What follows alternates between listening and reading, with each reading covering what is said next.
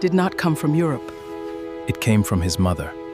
There is a moment after every dangerous journey when a person has to answer one simple question. Was it worth it? For Modou Ceesay, the answer did not come from Europe. It did not come from a European passport, a job, a house, or the money he had imagined sending home. It came from his mother. After 55 days trying to reach Europe through the route Gambians call the Backway, Modou Ceesay returned to the Gambia with almost nothing: a jacket, a pair of shoes, and the memories of a journey that had taken him through deserts and North African cities, through fear, humiliation, arrests, and nights spent sleeping in gutters and abandoned places. By the standards that often surround migration in the Gambia, he had failed. He had left hoping to reach Europe. He came back without reaching it. He had spent money, he had endured suffering, and he had nothing material to show for it. But when his mother saw him again, she did not ask where the money was. She did not ask what he had brought home. She saw that her son was alive. And to her, that was enough. Ceesay later recalled that seeing him alive and healthy meant more to his mother than any money that had been lost. That changes the meaning of the entire journey, because this is not simply a story about someone who tried to migrate and failed. It is a story about what happens when the dream of Europe collides with the reality of the road. And it is a story about a country where thousands of young people continue to make the same calculation every year. How much is my future worth? How much suffering can I survive? And what would happen if I stayed? Those questions are becoming harder to ignore. In 2025, migration activists reported that 6,173 Gambians reached Europe through irregular routes. And in just the first 4 months of 2026, a separate migration situation report cited at least 131 Gambian deaths linked to Backway journeys, 117 at sea and 14 on land. 4 boats carrying a combined 740 people were also reported missing during that period. For the families waiting at home, these are not abstract numbers. They are sons, brothers, daughters, friends, neighbors, and sometimes people whose names never make the news. So how does a former teacher and poet end up spending 55 days on one of the most dangerous migration routes in the world? And why, after everything he experienced, could coming home empty-handed become the greatest victory of his life? To understand Modou Ceesay's story, we first have to understand the word Backway. In the Gambia, Backway is more than a description of an irregular migration route. It has become part of the vocabulary of an entire generation. It refers broadly to the dangerous journey from West Africa toward Europe without using regular migration channels. For Gambians, different journeys can take different forms. Some travel through Senegal and onward across West Africa. Others move through Mali, Niger, or Burkina Faso and then toward Algeria or Libya. From North Africa, the journey can continue toward the Mediterranean. And there is another route that has become particularly associated with West African migration, the Atlantic journey toward Spain, including the Canary Islands. The routes change. The smugglers change. The departure points change. The boats change. But the underlying calculation remains remarkably similar. Leave home with the hope that Europe will provide the opportunity that seems impossible to find at home. For decades, Gambians have migrated legally and irregularly for many different reasons: education, employment, family responsibilities, political circumstances, economic opportunity, and the desire to build a better life. Migration itself is not the problem. People have always moved. What makes the Backway different is the level of danger and uncertainty involved. There are no guarantees. There may be no reliable transport. There may be no protection from traffickers or smugglers. There may be detention. There may be exploitation. There may be violence.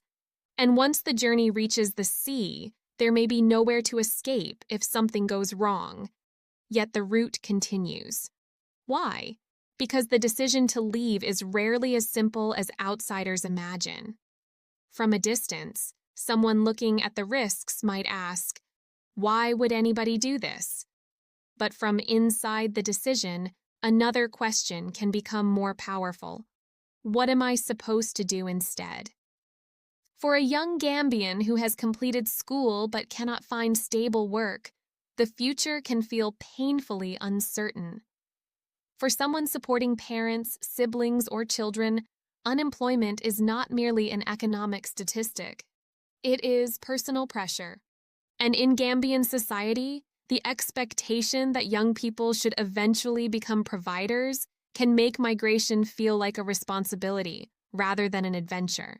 The person who leaves is sometimes imagined as the person who will come back successful, the person who will build a house, buy a car, support the family, send money, create opportunities for relatives. Returnees have described how these expectations can create enormous pressure. A successful migrant can become a symbol of achievement. But what happens when the journey fails? That is where Modou Ceesay's story becomes especially powerful. Ceesay was not simply a young man with no connection to education or ambition. He was a former teacher. He was also a poet. He had skills. He had a voice. And yet, like many people who make the journey, he came to believe that Europe might offer something he could not secure at home. That is an important detail. The Backway is often described as a journey taken only by people with no education or no prospects. Reality is more complicated. Education does not automatically create employment. Qualifications do not automatically create financial security. And ambition does not automatically create opportunity. A person can be educated and still feel trapped. A teacher can still wonder whether there is a sustainable future waiting for him. A poet can dream about a life that is larger than the one available around him. And eventually, the dream becomes a decision. Ceesay decided to try. What followed lasted 55 days. 55 days sounds like a number, but imagine living each day without knowing whether you will make it to the next. Imagine traveling through places where you do not control the journey. Imagine depending on strangers, intermediaries, and smugglers. Imagine carrying the expectations of your family while your own safety is becoming increasingly uncertain. The journey across the desert is not simply a matter of distance. The desert strips away the things people normally depend on. Water becomes precious. Food becomes uncertain. Shelter becomes a luxury. Heat becomes an enemy during the day. Cold can become an enemy at night. And the person traveling has very little control over what happens next. But the physical environment is only one part of the danger. Ceesay has described experiences of racism and arbitrary arrests along the route. He has also spoken about nights spent in gutters and abandoned places. These details are important because they reveal something that photographs of European arrival statistics can never show. Migration is not simply the movement from one country to another. For many people taking the Backway, it is a long period in which ordinary human security disappears. You may not know where you will sleep. You may not know whether you will be stopped. You may not know whether the people transporting you will keep their promises. And you may not know whether the money you have already spent will be enough to get you to the next stage. The longer the journey continues, the more difficult it becomes to turn back. This is one of the cruelest features of irregular migration. The money has already been spent.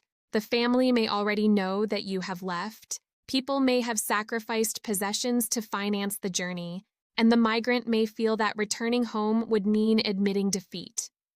So even when the journey becomes dangerous, the pressure to continue can become stronger. That is how a dangerous trip can turn into a trap. For Ceesay, the dream of reaching Europe eventually collided with this reality. The Europe he had imagined was still somewhere ahead, but the journey itself had become the immediate reality. And after 55 days, he returned home. Not with the wealth he had imagined, not with the success his community might have expected, not with a European future, a jacket, a pair of shoes, and his life. There is something almost brutal about that contrast. 55 days of uncertainty reduced to the few possessions he could bring home. But there is another contrast that matters even more. He returned to a society where a migrant can be judged by what he brings back. And he returned carrying something nobody could easily see: the psychological consequences of the journey. Return can be complicated. For some migrants, coming home is a relief. For others, it can feel like humiliation. For others still, it can be both at the same time. The journey may have ended, but the pressure has not. A returnee may remember the money the family invested, the expectations that were placed on him, the people who believed he would succeed, the friends who made it farther, the photographs of migrants abroad that circulate on social media, and the question that can follow him everywhere: what happened? That question can be difficult to answer, because the truth is not always something people want to hear.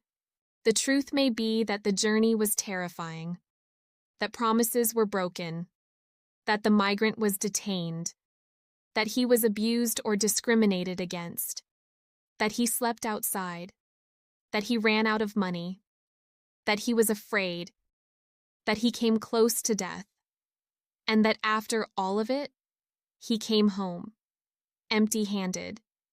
Research on Gambian returnees has repeatedly found that return can carry social stigma. Historically, some returnees have described themselves as going from being admired migrants to people viewed as failures. That stigma can become especially painful when families have borrowed money or sold assets to finance the journey. The returnee may feel that he has failed twice. First, he failed to reach Europe. Then he failed to repay the sacrifice made on his behalf. But Ceesay's mother offered a different definition of success. She looked at the same situation and saw something completely different. She did not see the jacket. She did not see the shoes. She did not calculate the money that had been lost. She saw her son, alive, healthy, home. And that is the emotional center of this story. Because sometimes the person who has returned does not need another person to remind him that he failed. He already knows what the journey cost. What he needs is somebody to tell him that his life is worth more than the money that was spent trying to change it. For Ceesay, that message came from his mother, but not every returnee receives that kind of acceptance. And this is where the personal story becomes a national story. The Gambia is a small country. When thousands of people leave, the consequences are felt far beyond the individual migrant. Families lose money. Parents wait for phone calls. Communities lose young people. Some families receive remittances from relatives who successfully establish themselves abroad.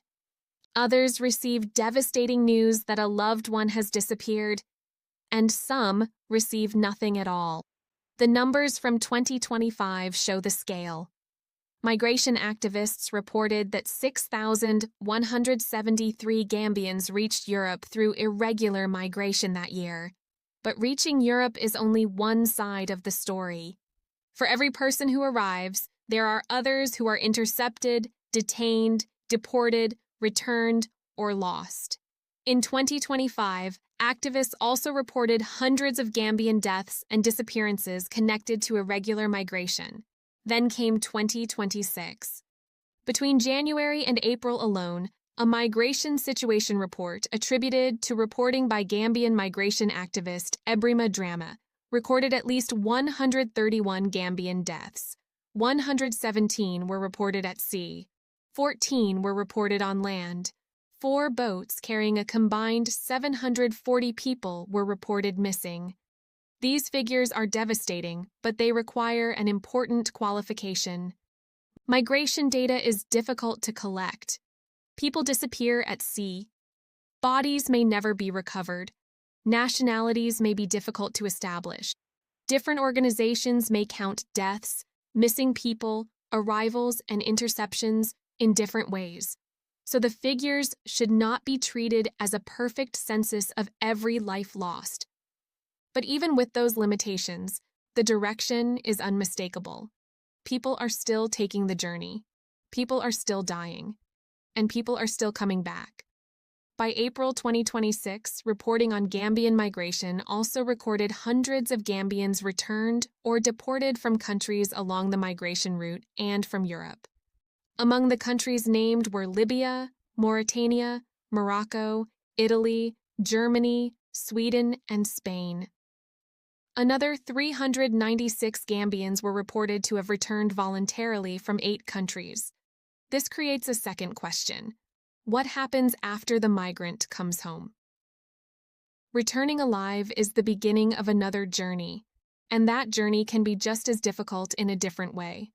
The migrant has to rebuild. Sometimes there is no job waiting. Sometimes the family has already spent its savings. Sometimes debts remain. Sometimes the returnee has lost confidence. Sometimes the person who left with dreams of Europe comes back unsure of what to do next. This is why reintegration matters. Organizations such as the International Organization for Migration have supported assisted voluntary return and reintegration programs in the Gambia and across the region. Civil society groups and returnee organizations have also tried to help. Groups such as Youth Against Irregular Migration have involved returnees in awareness campaigns, encouraging young people to understand the risks before leaving. And this is where people like Ibrima Drama become important. Migration activists are not simply reporting numbers. They are trying to keep the public focused on what those numbers represent. But there is a difficult paradox here. A campaign telling young people not to migrate may be completely correct about the dangers. A former migrant may tell young people that the journey almost destroyed him. A family may warn its children not to go. A government may launch programs encouraging people to remain. And yet the journeys can continue. Why? Because warning people about the danger does not automatically remove the reason they wanted to leave. If a young person believes there is no meaningful opportunity at home, the risk may still appear acceptable. That is the deeper challenge. Stopping the boats is not the same as stopping the migration pressure. Arresting smugglers is not the same as creating jobs. Returning migrants is not the same as rebuilding their lives. And telling young people to stay is not enough unless staying offers a future they can believe in.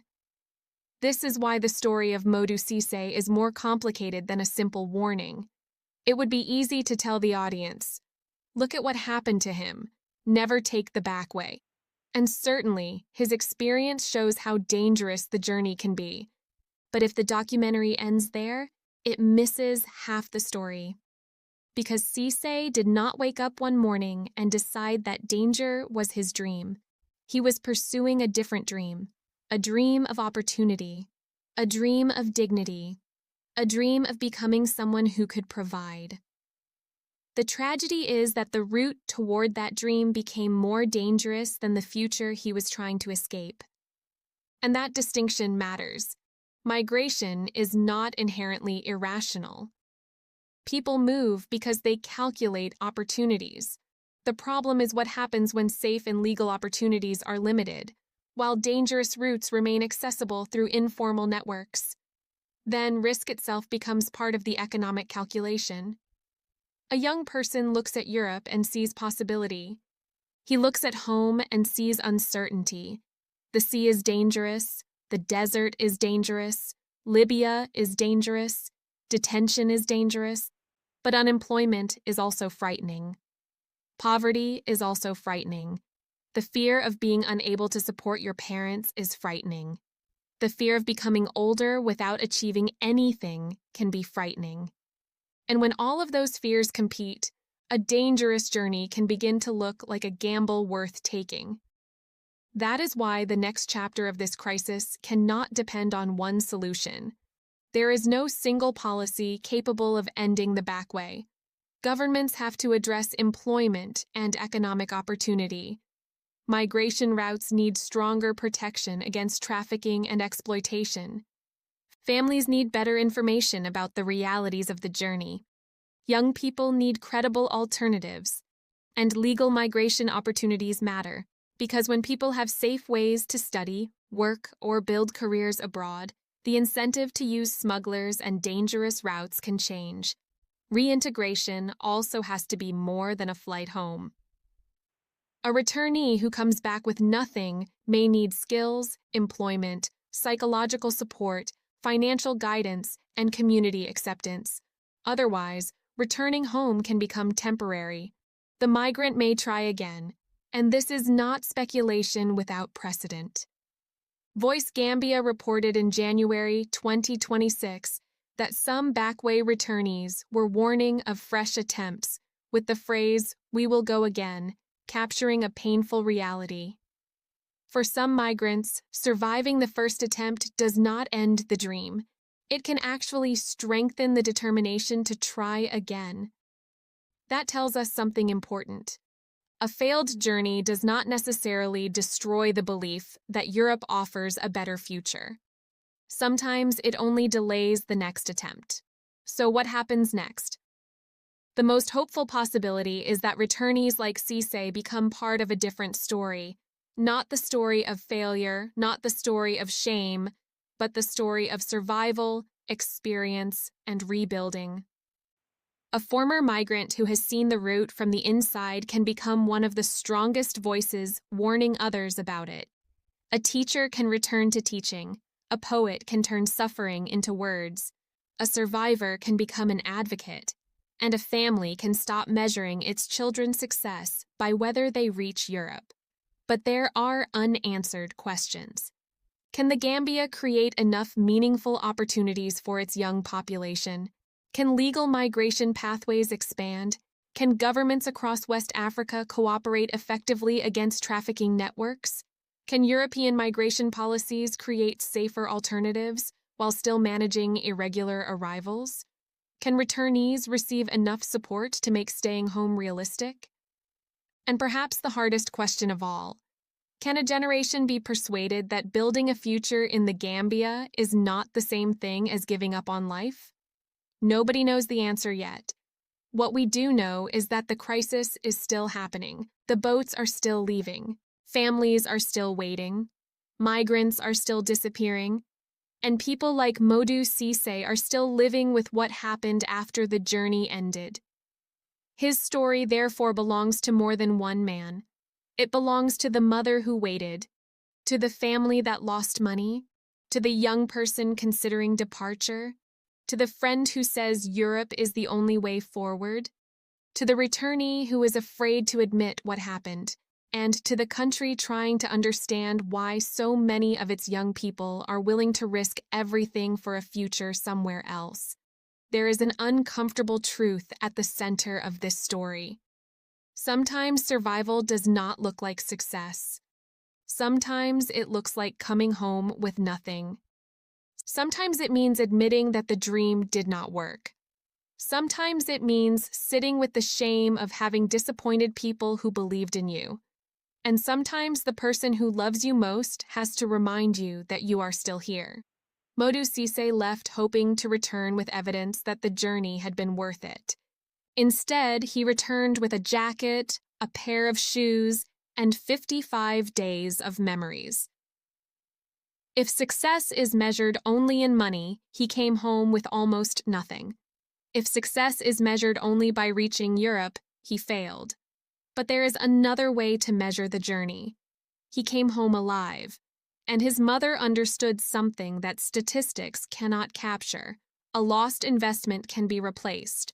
Money can be earned again. A journey can be attempted again. But a life cannot. That is why her reaction matters so much, because behind every statistic about irregular migration is a person whose family is waiting for them to come home. The 6,173 Gambians reported to have reached Europe in 2025 are not simply a number. The 131 deaths reported in the first 4 months of 2026 are not simply a number. The hundreds returned from North Africa and Europe are not simply a number. Each number represents a decision, a family conversation, a sacrifice, a hope, and sometimes a goodbye. Modou Ceesay's story leaves us with a question that is bigger than whether the Backway is dangerous. We already know that it is. The deeper question is why, knowing the danger, people still choose it. And perhaps the answer begins where his journey ended. At home. With a mother looking at her son, not asking what he brought back, not asking whether Europe accepted him, not asking whether he had succeeded, just seeing that he was alive. For Modou Ceesay, returning empty-handed was supposed to be the evidence of failure. Instead, it became the evidence that he had survived. And in a country still losing young people to the Backway, perhaps that is the message worth remembering most. Sometimes the greatest victory is not arriving where you wanted to go. Sometimes it is simply making it back alive.